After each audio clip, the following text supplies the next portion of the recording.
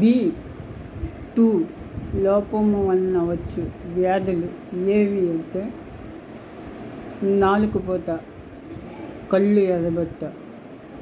Vitamin నికాటిక్ acid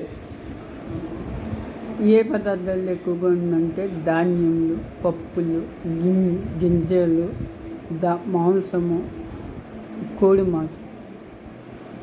ప్రతిరోజు ఎంత నియాసిస్ అవసరమో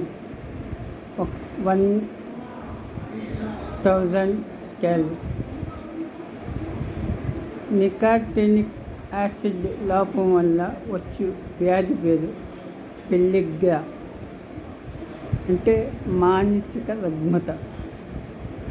పెల్లిగ్రాలో ఏ లక్షణాలు ఉండును? నాలుకపోత, చర్మము పులిసిపోవడం, దళసరిగా తయారవడం, నేల విరేచనాలు. పైరిడాక్సిన్ మరొక పేరు విటమిన్ B6, దాన్ని పైరిడాక్స్ అని అంటారు.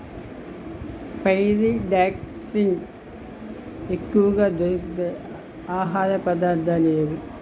కాలేయము, మాంసము, చేపలు, పప్పులు, చిక్కుళ్ళు. పైరిడాక్సిన్ లోపము వలన వచ్చు రోగం ఏమిటి?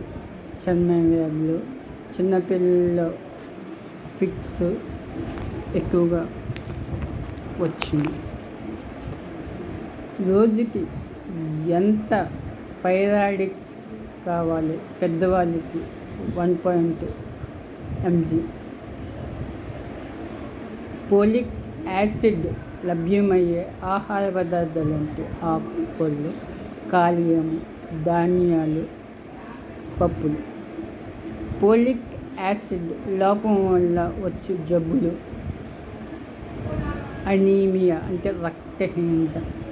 రోజుకు ఎంత పోలిక్ యాసిడ్ కావాలి? పెద్దవారికి అయితే 100 గ్రాములు.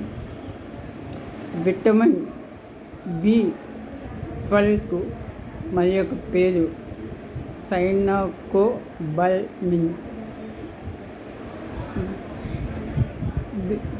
B12 ఏ ఆహార పదార్థంలోనూ జంతు సంబంధమైన ఆహారంలో ఉండును, కాయగూరల్లో దొరకదు.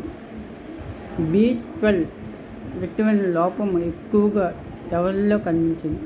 శాకాహారుల్లో B12 విటమిన్లు అధికంగా ఉండును. B12 లోపము వలన ఏ వ్యాధులు వచ్చును? ఎనీమియా వచ్చును. రోజుకు ఎంత B12 కావాలి? పెద్దవాళ్ళకి 1 మైక్రోగ్రామ్స్ కావాలి.